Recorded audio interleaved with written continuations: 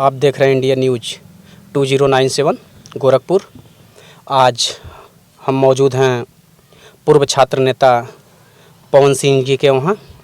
हम इनसे चर्चा करेंगे 2022 के चुनाव को लेकर के क्या रणनीति है। काफ़ी लंबे समय से राजनीति में है और काफ़ी टाइम हो गया बसपा के साथ रहते हुए। हम इनसे जानना चाहेंगे बसपा की रणनीति और क्या प्लानिंग है खास करके पिपराइच विधानसभा को लेकर के, जहां से प्रभारी प्रत्याशी हैं माननीय दीपक कुमार अग्रवाल जी। हम इनसे जानना चाहेंगे। नमस्कार आपका मेरे चैनल में। नमस्कार, धन्यवाद आपको कि आपने बसपा के एक छोटे से कार्यकर्ता को इतना तवज्जो दिया। इसके लिए मैं आपके चैनल को बहुत बहुत धन्यवाद देना चाहता हूँ। सर, 2022 का चुनाव इस समय चरम पे है जी। कुछ ही समय रह गया है वोटिंग का और आज हम मौजूद हैं पिपराइच विधानसभा में। क्या रणनीति है और क्या इतिहास पिपराइच का बदलेगा? इस बार बसपा यहाँ से चुनाव जीत पाएगी? जी बिल्कुल, बिल्कुल यहाँ का इतिहास बदलेगा और जितने दबे कुचले गरीब लोग हैं और अन्य सर्व समाज के लोग दीपक अग्रवाल को पसंद कर रहे हैं। चूँकि दीपक अग्रवाल यहाँ 35 सालों से राजनीति किए थे, शिवसेना से भी चुनाव लड़े थे, हिंदू महासभा से चुनाव भी लड़े थे और 2007 में कांग्रेस से भी चुनाव लड़े थे। और दीपक अग्रवाल का अपना 30-35 हजार वोट व्यक्तिगत वोट है और प्लस बहन जी का वोट, ये सारा मिला के चुनाव जीतेंगे। चूँकि पिपराइच विधानसभा की जनता एक बार स्वर्गीय जमुना निषाद के मरने के बाद उपचुनाव हुआ था, उसमें राजवती देवी चुनाव जीती थी। लेकिन उस समय चुनाव जीतने के बाद अमरिंदर निषाद ने थाने की दलाली शुरू कर दिया, आबकारी विभाग की दलाली शुरू कर दिया, दारू बनवाना शुरू कर दिया, अवैध दारू के धंधे वालों को उन्होंने प्रश्रय देना शुरू किया। एक प्रकरण पर मैं अमरिंदर निषाद के घर गया था, अवैध दारू पकड़ाई थी और उसके बाद इन्होंने सपा का सत्ता था, इन्होंने अपने प्रभाव से पूरे सारे जितने अधिकारी कर्मचारी आबकारी विभाग के दारू पकड़े थे सबका इन्होंने ट्रांसफर करवा दिया था। और ये अवैध दारू का चलाते हैं, इनकी है। आखिर में पैसे कहाँ से आते हैं इनके पास? इनके पास लग्जरी गाड़ियाँ हैं, हम लोग छोटी गाड़ी से चलते हैं तो अपना व्यवस्था करना पड़ता है कि कहाँ से पैसे आएंगे, कहाँ से चलना है, कहाँ से खर्चा निकलेगा।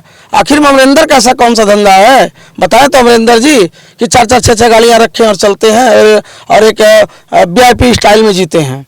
जी सर, जहाँ तक कायस लगाया जा रहा था दीपक अग्रवाल जी सपा से चुनाव लड़ेंगे और सपा के बैनर तले कुछ समय जनसंपर्क भी किए दीपक जी। क्या ऐसा रहा सर्वे में या राष्ट्रीय नेतृत्व में जो दीपक कुमार अग्रवाल जी का टिकट कट गया और फिर बसपा से वो चुनाव लड़ रहे हैं इस समय? देखिए, दीपक अग्रवाल जी का चुनाव लड़ना तय था। चूँकि पिपराइच की जनता बार बार कह रही थी कि भैया आपके बिना पिपराइच अधूरा है और कोई मर्द दबंग नेता या समाज सेवक पिपराइच में था नहीं। पिपराइच तो नेतृत्व विहीन है। महेंद्र पाल जी जो वर्तमान विधायक हैं, उनके भाई को शाहपुर थाने पर मारा गया, गाड़ी रोक के विधिवत मारा गया, लेकिन महेंद्र पाल जी एक चू नहीं कस पाए, हटवा नहीं पाए, बात तो छोड़ दीजिए, ट्रांसफर एक सिपाही का नहीं करा पाए।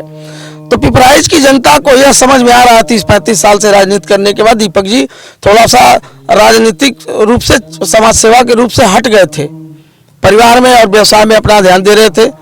चूँकि दीपक जी राजनीतिक व्यक्ति नहीं हैं, लेकिन दीपक जी समाज सेवी हैं और उन्होंने पिपराइच की जनता का अथाह प्यार पहले भी मिला था, आज भी मिल रहा है। तो इसलिए दीपक जी का चुनाव लड़ना तय था। अब रही बात सपा की बसपा की, तो किसी कारणवश सपा का टिकट नहीं मिला। बहन जी ने कहा कि दीपक जी को लाइए और हम उनको चुनाव लड़ाएंगे। तो बहन जी ने बुलवा करके टिकट दिया। 10 मिनट बहन जी से बात हुई और बहन जी ने अपने हाथी का माहौत बना के पिपराइच में दीपक अग्रवाल जी को भेज दिया। जी, कहीं ना कहीं लोग कह रहे हैं कि उत्तर प्रदेश में खासकर बीजेपी सरकार में भ्रष्टाचार कम हुई है, इस पे आपकी क्या राय है? क्या सर, कहाँ कह रहे हैं भ्रष्टाचार कम हुई है?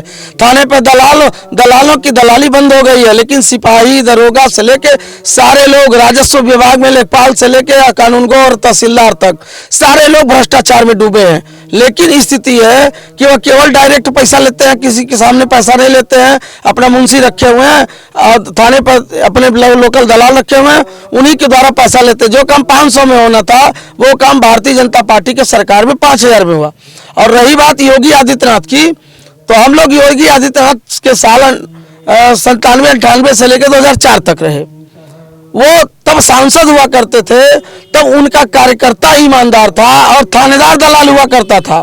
क्योंकि हम लोग थाने पर जाते थे और काम नहीं होता था तो महाराज जी को फोन करते थे और महाराज जी कहते थे बहन चो थाना फुकवा दूंगा, साले तुमको मरवा दूंगा, हाथ पर तोड़वा दूंगा, मेरा काम करो।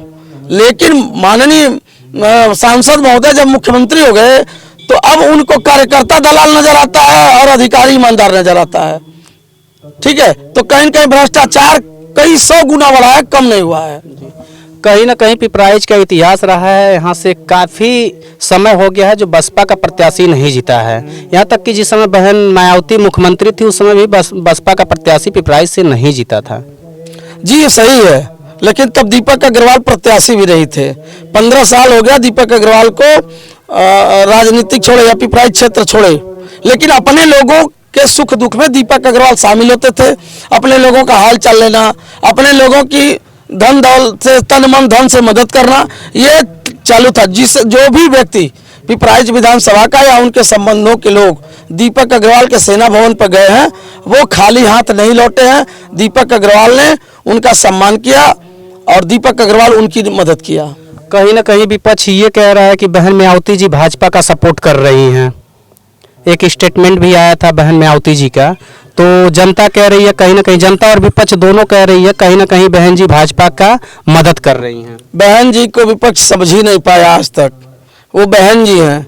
2007 के चुनाव में बहुत शांति से उस समय भी लग रहा था कि सरकार नहीं बनेगी, लेकिन पूर्ण बहुमत से बहन जी की सरकार बनी। और बहन जी को जो व्यक्ति समझ लेगा वो बहुत बड़ा नेता हो जाएगा, राष्ट्रीय नेता हो जाएगा। बहन जी को विपक्ष आज तक समझ नहीं पाया। बहन जी धीरे धीरे जैसे दीमक चालता है वैसे पूरे उत्तर प्रदेश को अपने कार्यकर्ताओं के बदौलत चाल दी है और निश्चित रूप से बहन जी मुख्यमंत्री बनेंगी। सर आपसे लास्ट सवाल मेरा यह है कि क्या इस बार पिपराइच से इतिहास बनेगा? पिपराइच विधानसभा में क्या इस बार बसपा यहाँ पे झंडा गाड़ेगी अपनी? बिल्कुल, पिपराइच की जनता इतिहास पढ़ना नहीं इतिहास लिखना जानती है। महेंद्र पाल जैसा आदमी को उन्होंने विधायक बना दिया, ठीक है। जनार्दन जायसवाल जैसे आदमी गुंडई से प्रमुख बन गए। तो पिपराइच की जनता इतिहास इस बार लिखेगी और इतिहास के पन्नों में 10 मार्च का दिन 2022 का दिन लिखा जाएगा कि दीपक अग्रवाल, माननीय दीपक अग्रवाल जी पिपराइच विधानसभा से चुनाव जीत गए हैं और हजारों वोटों से जीतेंगे, कम वोटों से नहीं। अभी मार्केट में कुछ दिख नहीं रहा है, लेकिन सेम बहन जी के कार्यकर्ता दिखते नहीं है। क्यों? उनके पास पैसा नहीं होता है, उनके पास साधन नहीं होता है, लेकिन बहन जी के कार्यकर्ता अपना अपना बूथ मजबूत करते हैं और हम हर बूथ पे चुनाव जीतेंगे। और रही बात महेंद्र पाल जी के बारे में भी सुन लीजिए, आप किसी गरीब के घर भी पहुंचेंगे तो चीनी पानी पार्ले जी बिस्कुट लेके आपको दरवाजे पे स्वागत करता है, लेकिन माननीय महेंद्र पाल जी के दरवाजे पे एक गिलास पानी नहीं मिलता है, बाकी तो छोड़ दीजिए। तो कहीं न कहीं हर चीज, हर वर्ग के लोग, जब भी आप लोग बात कर रहे हैं तो लोगों ने कहा कि चलिए दल बहुत सारे लोगों को पसंद नहीं है, लेकिन कहते दीपक जी अच्छे प्रत्याशी हैं, इस बार हम दल नहीं प्रत्याशी देख के वोट करेंगे। तो दीपक अग्रवाल पूर्ण क्या हजारों वोटों चुनाव जीत रहे हैं। विपक्षी कहीं दूर दूर तक न सपा है न भाजपा है, कहीं दूर दूर तक दिखाई नहीं दे रही है पिपराइच विधानसभा में। तो बहुत बहुत धन्यवाद आपका हमारे चैनल से जुड़ने के लिए। जी आपको भी बहुत बहुत धन्यवाद। और निश्चित रूप से आपको मैं 10 मार्च को मिठाई खिलाऊंगा और दीपक अग्रवाल जी विधायक बन जाएंगे तो फिर आपसे मुलाकात होगी। चलिए धन्यवाद। आप देख रहे हैं इंडियन न्यूज़ 2097 की टीम आज पहुंची है बैलों गांव में, जहां पर मौजूद हैं बसपा के वरिष्ठ कार्यकर्ता माननीय पवन सिंह जी। हम इनसे काफ़ी चुनावी चर्चा की है। आप लोगों का बहुत बहुत धन्यवाद। नमस्कार।